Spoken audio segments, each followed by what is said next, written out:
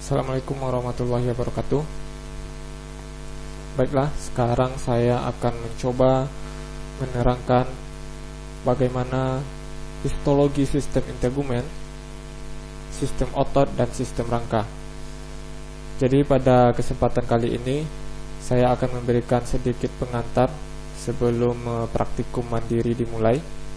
Jadi kita akan membahas tentang bagaimana histologi dari sistem integumen, apa saja struktur yang menyusunnya, bagaimana proses penyusunan struktur tersebut dan proses yang terjadi pada struktur tersebut, dan bagaimana pula di otot dan bagaimana pula di rangka. Dan kita mencoba membandingkan antar tipe-tipe dari sistem seperti kulit tebal dan kulit tipis seperti otot lurik, otot polos, dan otot jantung. Kita di sini akan mencoba membandingkan histologi antara tipe-tipe tersebut sehingga kita bisa membedakan dan kita bisa lebih memahami ketika praktikum mandiri nantinya. Sebelum kita mulai,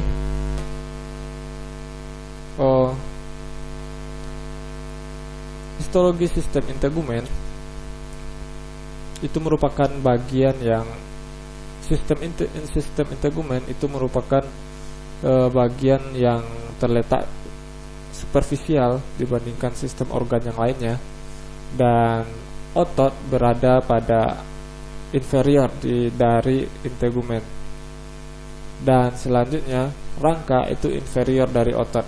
Jadi susunannya adalah rangka, otot, dan integumen. Jadi integumen nanti dia akan berlekatan dengan otot, dan otot nanti akan berlekatan dengan rangka. Jadi sistem integumen ini kalau pada manusia ini merupakan kulit atau bagian yang paling luar dari tubuh manusia yang berfungsi untuk melindungi tubuh manusia dari faktor-faktor lingkungan luar seperti suhu, udara, air, dan lain sebagainya. Dan di sini kita akan mencoba melihat yang pertama sekali adalah sistem otot, sistem integumen maksud saya. Sistem integumen ini terdiri dari beberapa lapisan.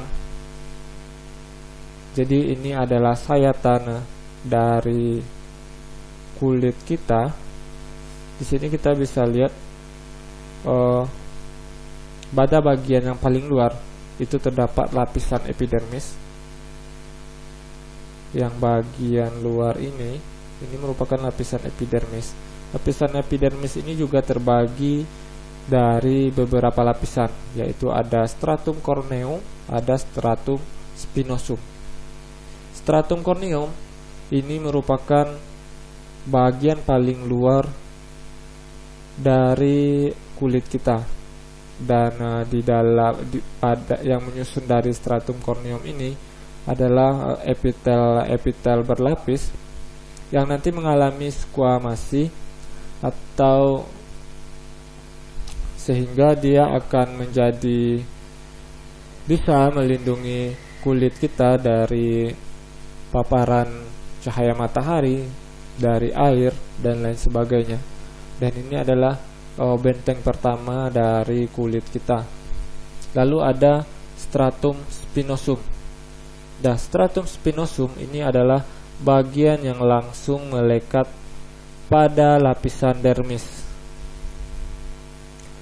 Dan lapisan dermis ini juga punya beberapa lapisan. Yang pertama ada stratum papillae. Jadi kita bisa lihat yang warna putih dan bintik-bintik merah ini adalah stratum papillae. Stratum papillae ini dia mempunyai lapisan. Dia mempunyai permukaan yang bergelombang. Bisa kita lihat seperti ini. Jadi dia bergelombang seperti ini pada stratum papillae.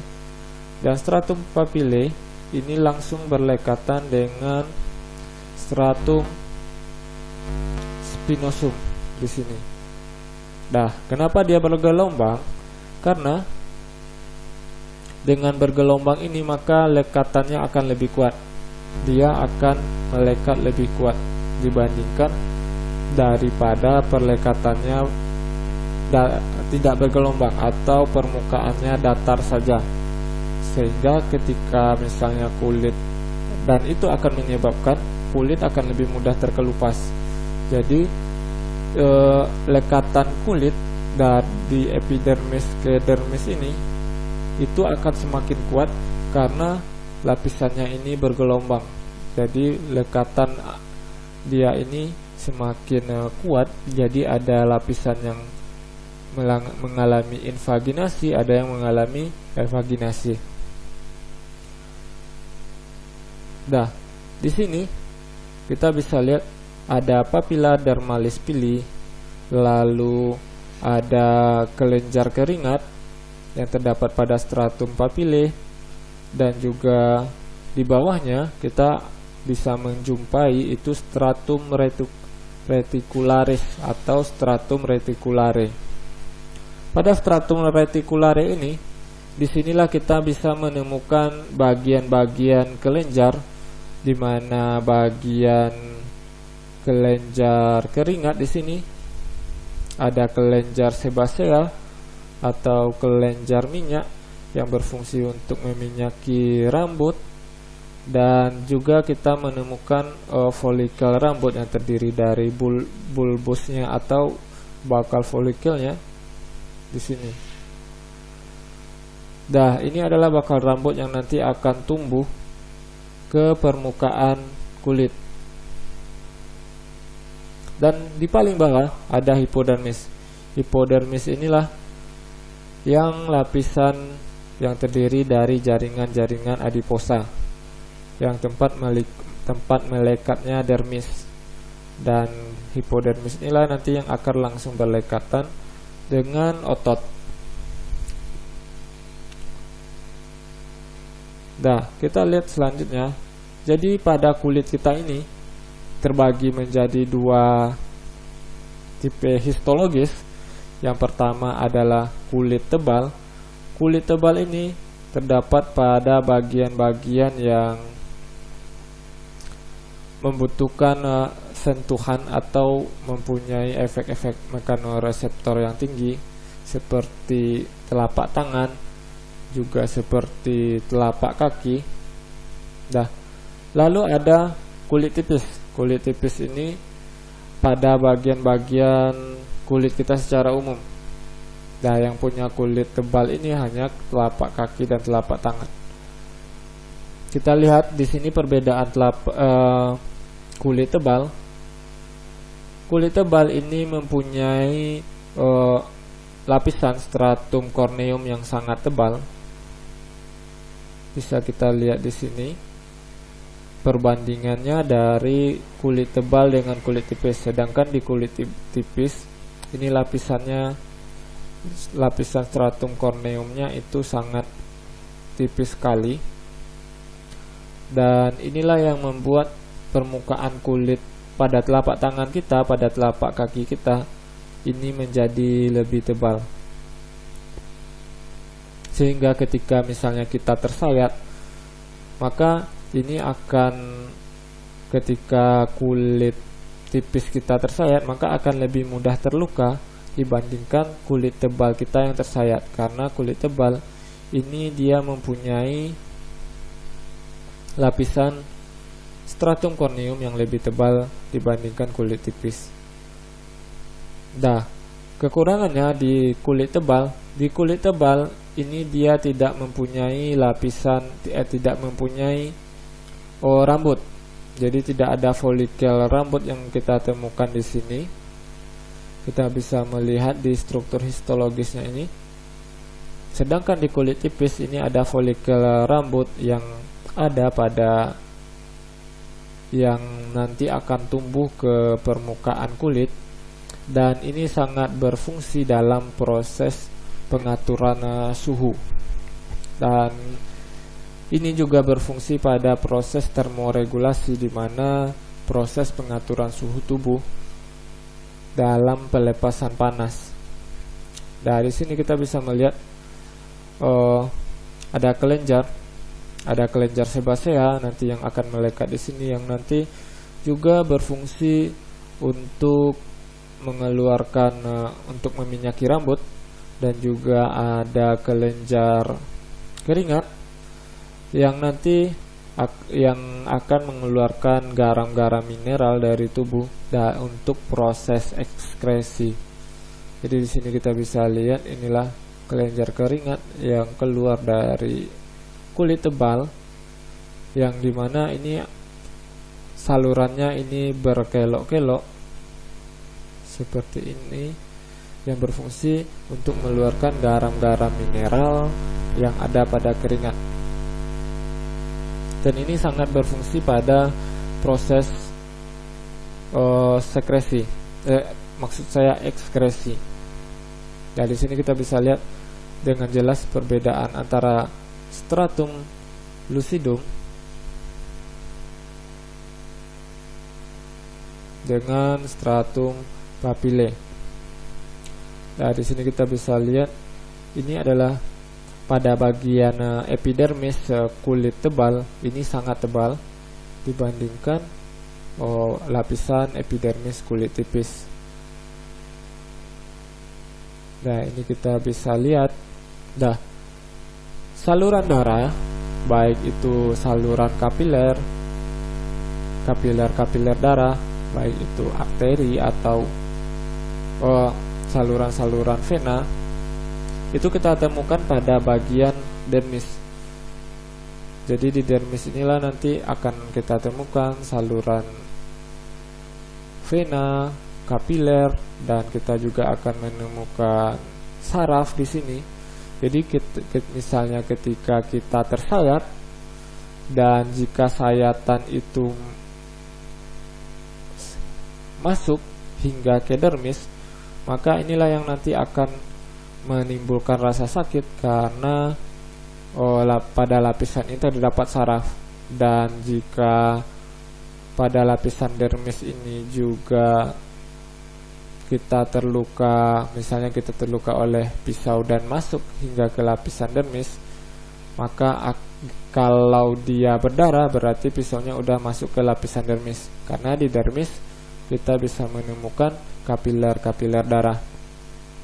Namun jika kita tersayat dan itu tidak membuat kita terluka dan darah tidak keluar, berarti sayatannya itu baru sampai pada lapisan epidermis, lapisan di sini. Nah, ini adalah kulit tipis dan yang tadi adalah kulit tebal. Nah, di sini ada beberapa jenis kelenjar keringat yang bisa kita temukan. Yang pertama adalah kelenjar ekrin, lalu ada kelenjar apokrin. Kelenjar ekrin yang di sini dan kelenjar apokrin yang di sini. Di mana letak perbedaannya?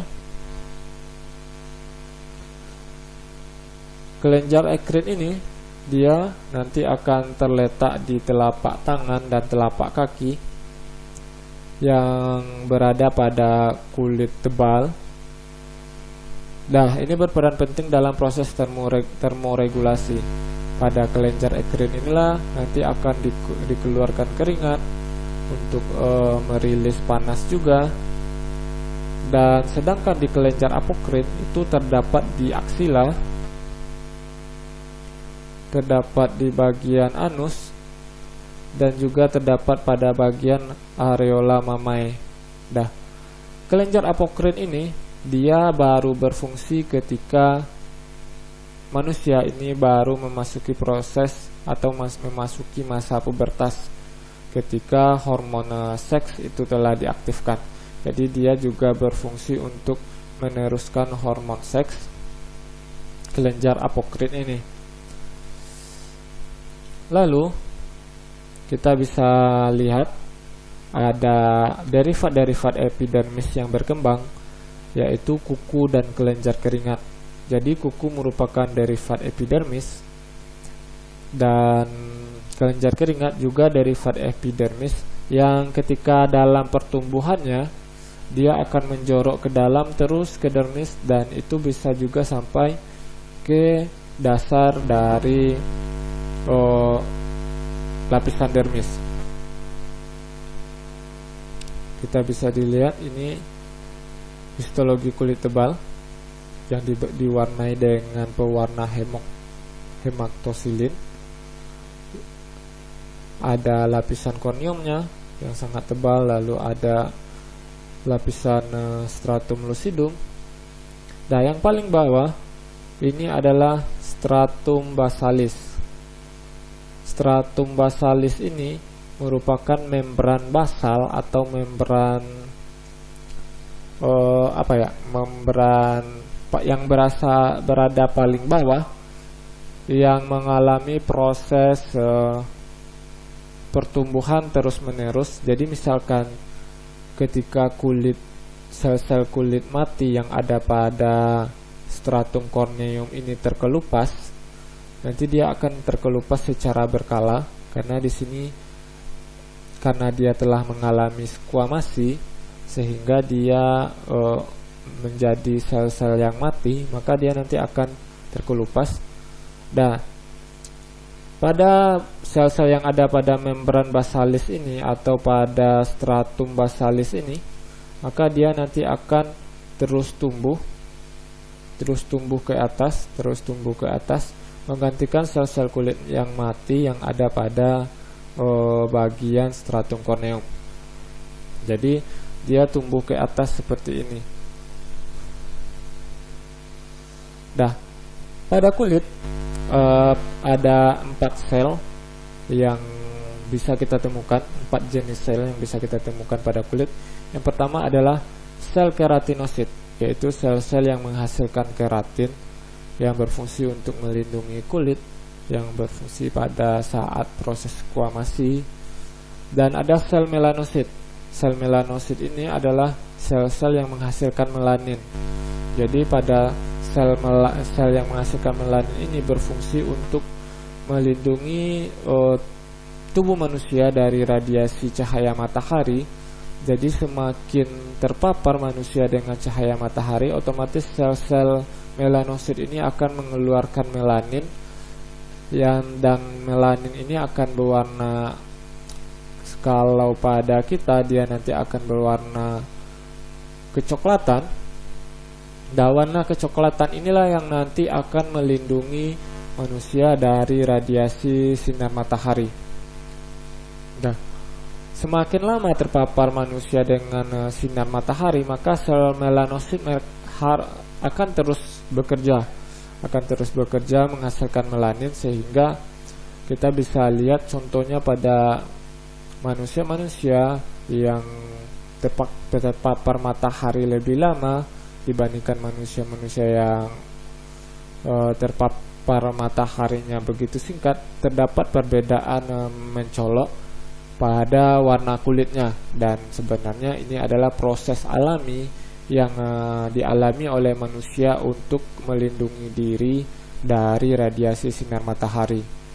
Nah, ini adalah kerjaannya sel melanosit yang berfungsi untuk menghasilkan melanin di kulit manusia untuk melindungi manusia dari paparan sinar matahari. Lalu ada sel Langerhans. Jadi selama ini kita menganggap sel Langerhans ini hanya ada pada pankreas, yaitu pulau-pulau Langerhans. Tapi di kulit juga ada namanya sel Langerhans. Sel Langerhans ini berfungsi sebagai pertahanan pada kulit manusia, yang berfungsi sebagai imun, di mana dia nanti akan memakan kuman-kuman, memakan bakteri-bakteri yang berusaha masuk ke dalam melalui kulit, atau jenis-jenis kuman lain yang berbahaya bagi kulit. Maka sel Langerhans inilah yang menjadi benteng awal yang ada pada kulit, yang nanti akan melakukan proses fagositosis benda-benda asing tersebut. Lalu ada yang keempat, ada sel Merkel namanya. Sel Merkel ini adalah sel-sel yang berfungsi untuk proses mekanoreseptor. Jadi sel Merkel inilah yang nanti akan merasakan mengirimkan impuls ke saraf kita. Misalnya kita meraba suatu permukaan, apakah permukaan tersebut kasar atau halus atau lembut atau keras, maka sel Merkel inilah yang berfungsi untuk jadi reseptor mekanis yang ada pada kulit kita, dan nanti impuls itu akan diteruskan ke otak. Dan misalnya kita menyentuh dinding, maka kita merasakan dinding itu apakah kasar atau halus dan lain sebagainya. Itu adalah tugasnya si sel Merkel. Itu adalah sel-sel yang ada pada kulit. Nah, sekarang kita masuk kepada jaringan otot. Jadi pada otot itu ada 3 jaringan, 3 tipe jaringan yang berbeda-beda dan itu mempunyai fungsinya masing-masing. Yang pertama itu adalah otot rangka atau textus muscularis striatus skeletalis, lalu otot polos atau textus muscularis levis, dan otot jantung. Nah, 3 tipe otot ini mempunyai struktur histologis masing-masing yang berbeda dan juga mempunyai fungsinya masing-masing. Dan fungsinya masing-masing ini tidak bisa digantikan satu sama lain. Yang pertama kita bahas dulu otot rangka. Otot rangka adalah otot yang melekat pada rangka kita, dan otot rangka inilah yang berfungsi untuk menggerakkan tangan, menggerakkan anggota gerak yang lainnya, atau memberikan kontraksi atas pengaruh saraf. Jadi di sini kita bisa lihat ini merupakan tendon otot manusia. Seperti kita coba lihat di slide pertama ini. Nah, ini adalah otot-otot manusia tadi, dan otot-otot ini tersusun oleh tendon-tendon. Ini contohnya. Ini adalah tendon pada bicep, ada tricep. Nah, tendon-tendon ini kita lihat ini adalah satu tendon. Ini juga satu tendon. Ini satu tendon. Nah, di sini kita lihat tadi ini adalah tendon yang tadi. Nah, tendon ini disusun oleh kumpulan serat-serat yang lebih kecil. Jadi tendon ini nanti dibungkus oleh suatu jaringan ikat. Jadi tendon ini dia nanti akan di luar ini, dia akan dibungkus oleh jaringan ikat yang disebut dengan epimysium. Dan tendon ini dia tersusun oleh vaskulus. Ini namanya vaskulus, satu bagian ini dan bagian ini. Dah, kantong-kantong ini adalah vaskulus. Dah, vaskulus ini disusun oleh perimysium, disusun oleh jaringan ikat perimysium. Dan nanti epimysium lah yang akan mengikat seluruh vaskulus yang ada.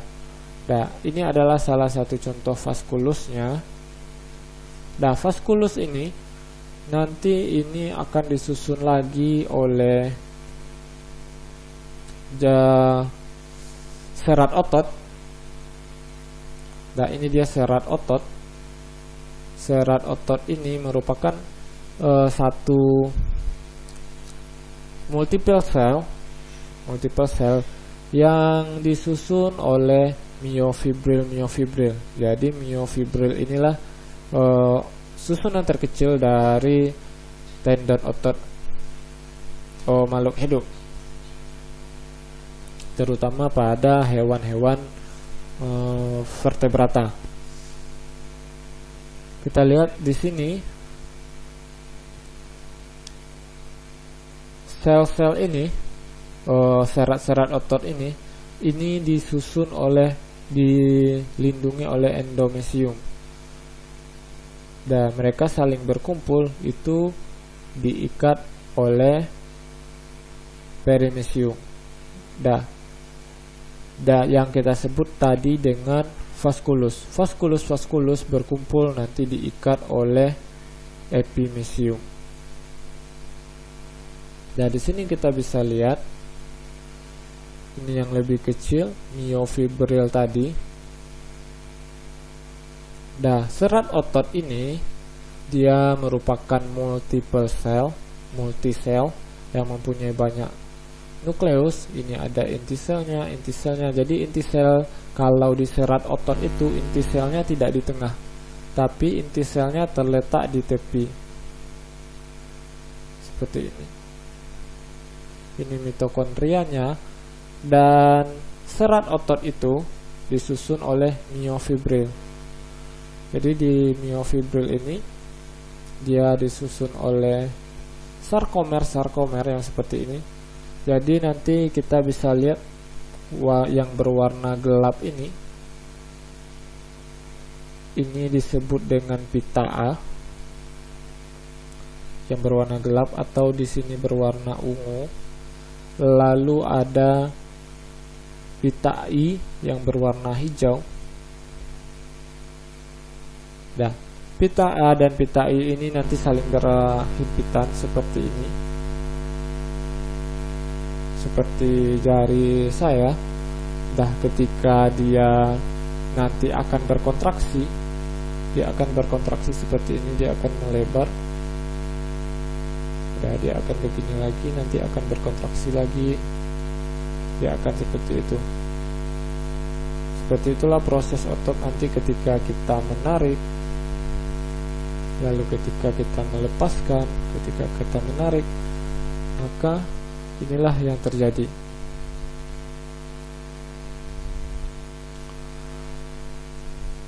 Nah, ini sayatan histologisnya. Kita lihat pada sayatan otot rangka yang diwarnai dengan hemaktosilin. Kita bisa lihat ini adalah serat otot. Dan serat otot ini yang terdiri dari multisel atau multinukleus. Di sini ada nukleusnya yang terletak di tepi. Nah, jadi membran dari otot ini, membran sel dari serat otot ini. Jadi satu serat otot ini merupakan sebuah sel yang terdiri dari multinukleus, yang membrannya itu disebut dengan sarkolema. Yang bagian ini, nah, membran ini disebut dengan sarkolema. Dan sitoplasmanya itu disebut dengan sarkoplasma. Sitoplasma dari sel otot tadi. Nah, kita bisa dilihat ini adalah eritrositnya. Eritrosit dari kapiler. Jadi di antara serat-serat otot ini nanti juga ada kapiler yang nanti akan mengalirkan darah ke otot-otot. Nah, satu lagi, di serat-serat otot ini dia terhubung dengan saraf. Seperti ini adalah akson saraf. Akson saraf inilah yang nanti akan memberikan perintah kepada serat otot untuk berkontraksi. Jadi misalnya kita mau mengangkat beban atau mengangkat barang, maka saraf otot akan memerintahkan kepada otot kita untuk berkontraksi sehingga kita mampu mengangkat barang tersebut. Jadi ini merupakan serat-seratnya, saraf-sarafnya yang melekat ke serat-serat otot. Nah, ini kita lihat, ini salah satu contoh otot lidah. Otot lidah itu juga tersusun dari otot lurik dan disusun juga oleh otot lurik. Di sini kita bisa lihat. Ini adalah sayatan melintang. Jadi otot lidah itu kayak gini. Jadi ini memanjang, ini melintang. Jadi kita akan menemukan satu memanjang, satu melintang. Nah, di sini kita bisa lihat ini adalah kapiler-kapiler darah yang ada pada otot lidah. Ini adalah inti seratnya yang terletak di tepi. Jadi ini bagian memanjangnya, ini bagian melintangnya. Lalu yang kedua ada otot jantung.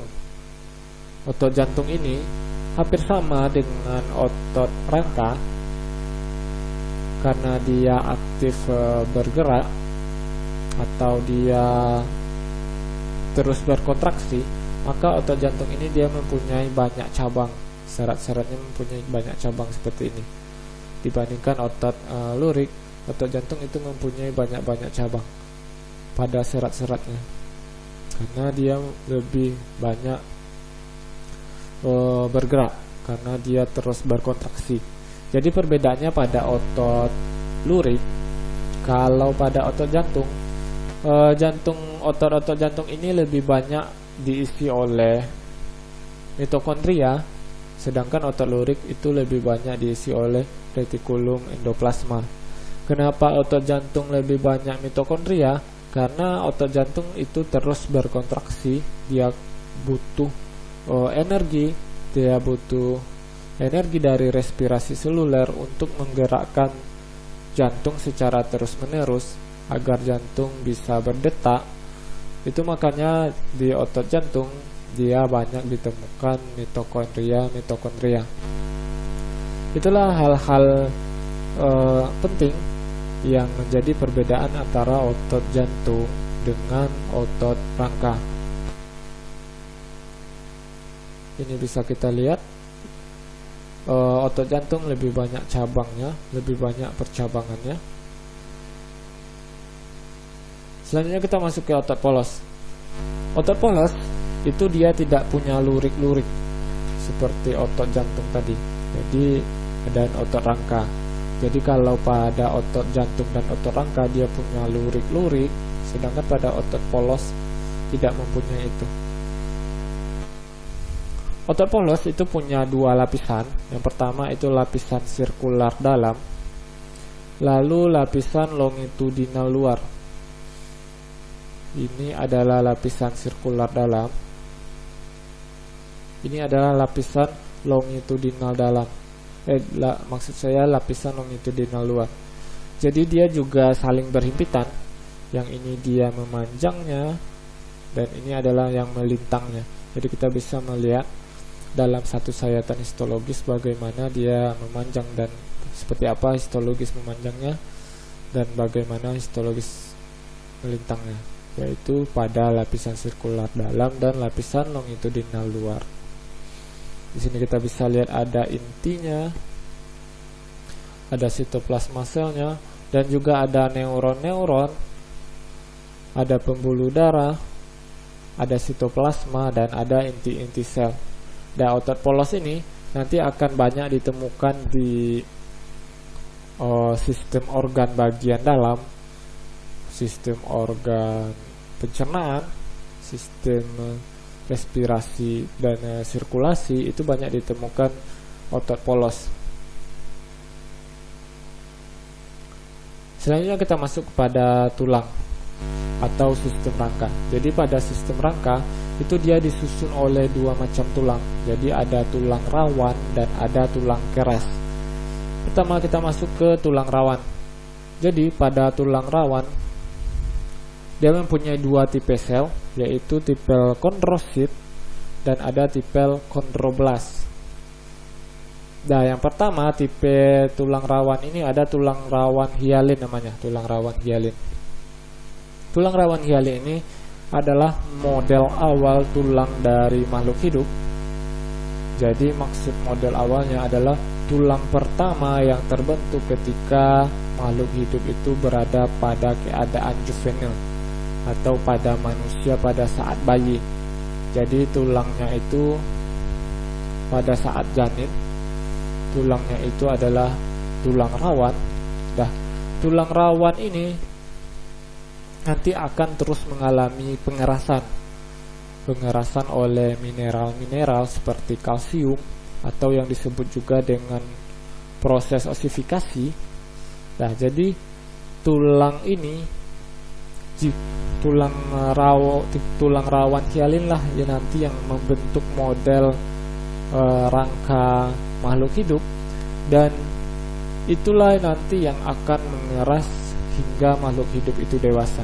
Jadi kalau terdapat gangguan pada tulang rawan hialinnya atau misalnya ada sesuatu yang mempengaruhi proses perkembangannya sehingga tulang rawan hialinnya tidak sempurna, maka pada saat dewasa tulang rawan hialin itu akan terus mengeras sehingga juga menghasilkan tulang keras pada dewasa yang tidak sempurna juga.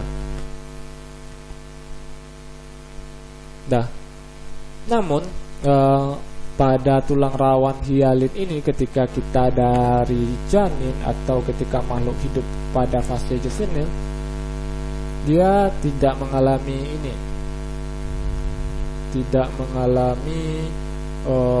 pengerasan seluruhnya. Ada beberapa bagian-bagian yang tidak mengeras atau tidak mengalami proses osifikasi atau proses pengerasan hingga menjadi tulang keras, yaitu pada permukaan sendi, pada ujung iga, pada hidung, pada laring, pada trakea, dan pada bronkiolus.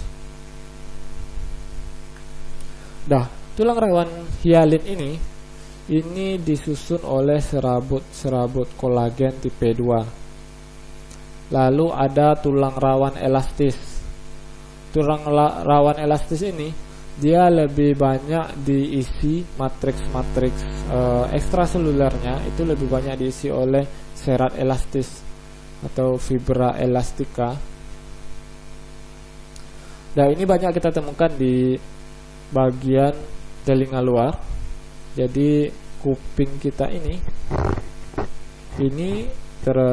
disusun oleh tulang, tapi tulang rawan elastis. Itu yang menyebabkan dia menjadi elastis, yang dimana matriks ekstraselulernya itu diisi oleh serat elastis, sehingga inilah yang menjadikan dia menjadi elastis. Jadi ketika kita bengkokkan atau ketika terlipat, dia sangat elastis dan bisa kembali ke bentuk semula. Lalu ada pada dinding tuba auditorius pada saluran telinga ini. Pada dindingnya itu juga masih disusun oleh tulang rawan elastis. Lalu pada epiglotis yang terdapat pada laring dan faring, di sini yang menjadi katup ketika kita bernafas, ketika kita makan. Yang menjadi katup ketika kita makan, maka dia akan menutup saluran pernafasan atau lalu pada laring itu juga dibentuk oleh tulang rawan elastis. Lalu yang ketiga, tulang rawan itu ada namanya fibrokartilago. Fibrokartilago ini adalah tulang rawan yang memberikan daya regang, menahan beban yang berat, atau mempunyai tulang yang berfungsi untuk menahan atau memberikan ketahanan terhadap kompresi, di mana matriks ekstraselulernya itu diisi oleh serabut kolagen tipe 1. Ini yang membedakan dengan tulang rawan hialin tadi. Ini diisi oleh serabut kolagen tipe 2, sedangkan pada fibrokartilago itu diisi dengan serabut kolagen tipe 1. Ini di mana adanya fibrokartilago ini adalah pada intervertebralis. Jadi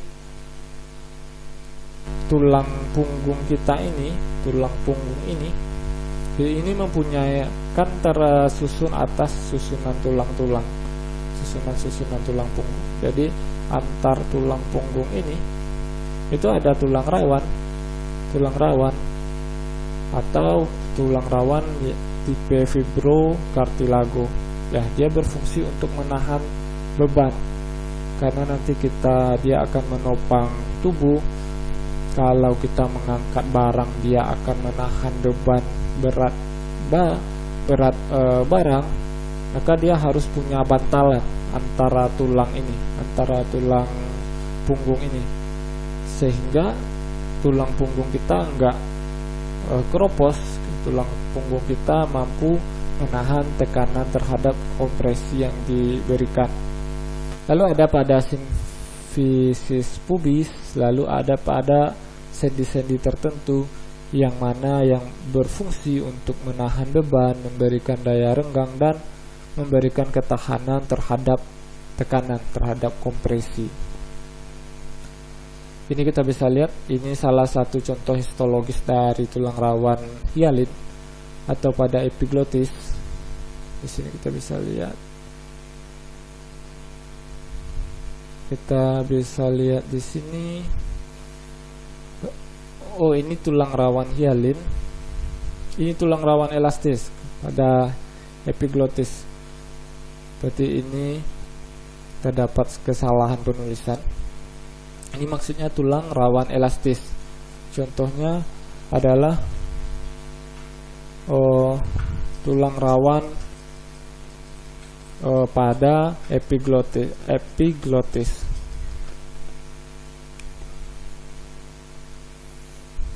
Di sini kita bisa lihat matriks ekstraselulernya diisi oleh serat-serat elastis. Di sini, lalu di sini ada nukleusnya ini merupakan tipe nukleus dari sel yang bertipe kondrosit. Jadi kita tahu tadi pada tulang rawan itu ada sel tipe kondrosit, ada juga sel tipe kondroblas. Ini lakuna-lakunanya, lalu ada venula. Lalu kita masuk ke ini contoh tulang rawan, di mana secara umum histologisnya akan seperti ini, dan matriksnya ini akan diisi pada tulang rawan elastis. Ini diisi oleh serat elastis.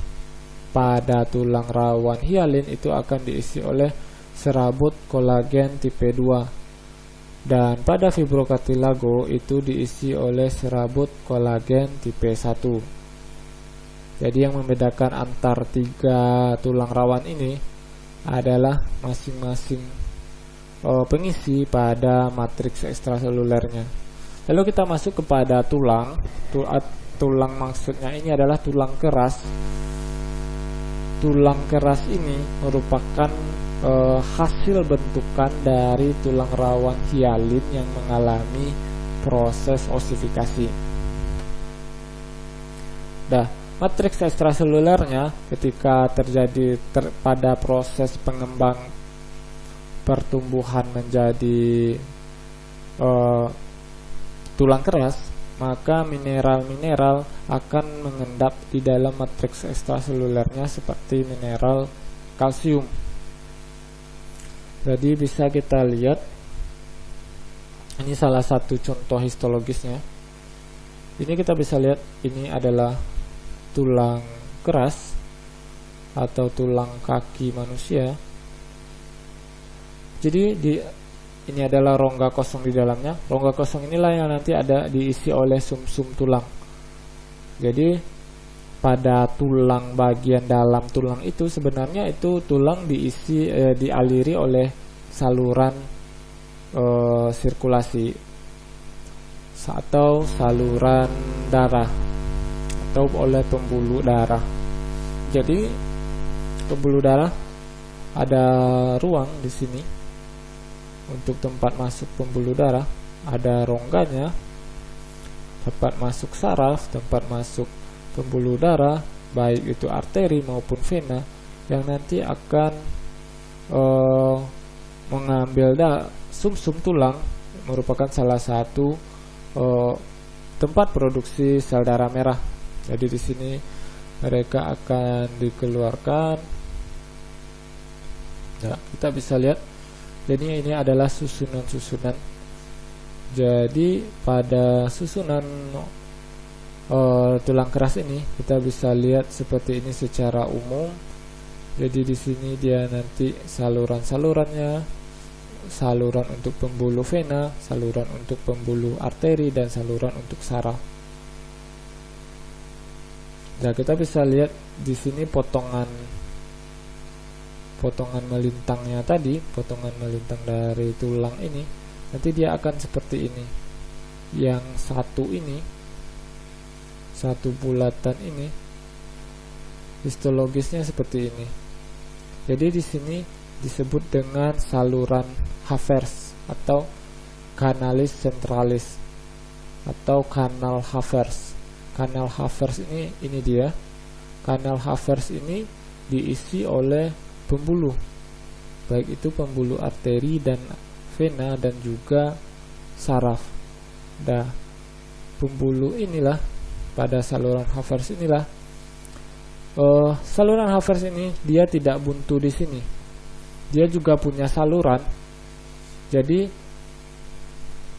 tulang kita ini mempunyai lapisan-lapisan seperti jika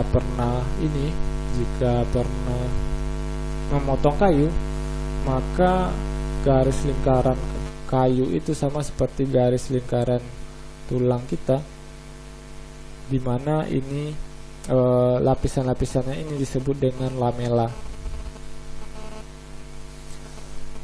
Nah, saluran Havers ini dia akan terhubung dengan lakuna-lakuna, ini disebut dengan saluran Havers. Lalu ada rongga-rongga kecil di sini yang disebut dengan lakuna. Lakuna-lakuna ini nanti saling terhubung oleh suatu saluran yang disebut dengan kanalikuli. Jadi saluran Havers itu terhubung dengan lakuna melalui saluran yang disebut dengan kanalikuli. Jadi sebenarnya tulang kita itu dia mempunyai rongga-rongga, dia mempunyai saluran-saluran yang saling terhubung satu sama lain, yang membuat proses yang membuat tulang kita bisa terus bertumbuh, yang membuat tulang kita semakin keras karena proses pengendapan kalsiumnya.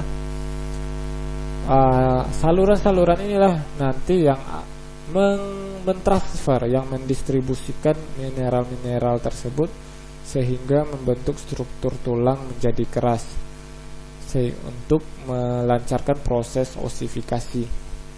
Ini sayatan melintang ya. Ini sayatan memanjangnya kita bisa lihat di sini. Ini dia tadi saluran Haversnya, saluran Havers tadi. Nah, ini adalah lakuna-lakuna tadi, titik-titik ini. Nah, saluran Havers ini nanti dia akan mempunyai saluran yang disebut tadi kanalikuli tadi ke lakuna-lakuna ini. Kanalikuli itu adalah saluran-saluran kecil antar lakuna. Dan saluran Havers ini dia juga saling terhubung. Jadi saluran Havers itu tidak hanya terhubung ke lakuna-lakuna yang ada di tulang, tapi dia juga saling terhubung antar satu saluran Havers ke saluran Havers yang lain. Itu dihubungkan oleh rongga yang disebut dengan kanalis perforans ini, atau disebut juga dengan saluran Volkmann. Jadi mereka saling terhubung satu sama lain. Nah, seperti itu.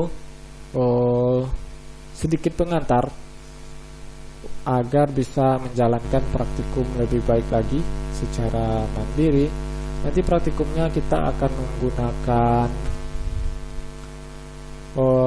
laboratorium virtual yang bisa kita akses di histologyguide.org. Nanti silahkan akses di iLearn-nya, untuk mengetahui apa saja langkah-langkahnya, tahapan-tahapan yang akan dilakukan.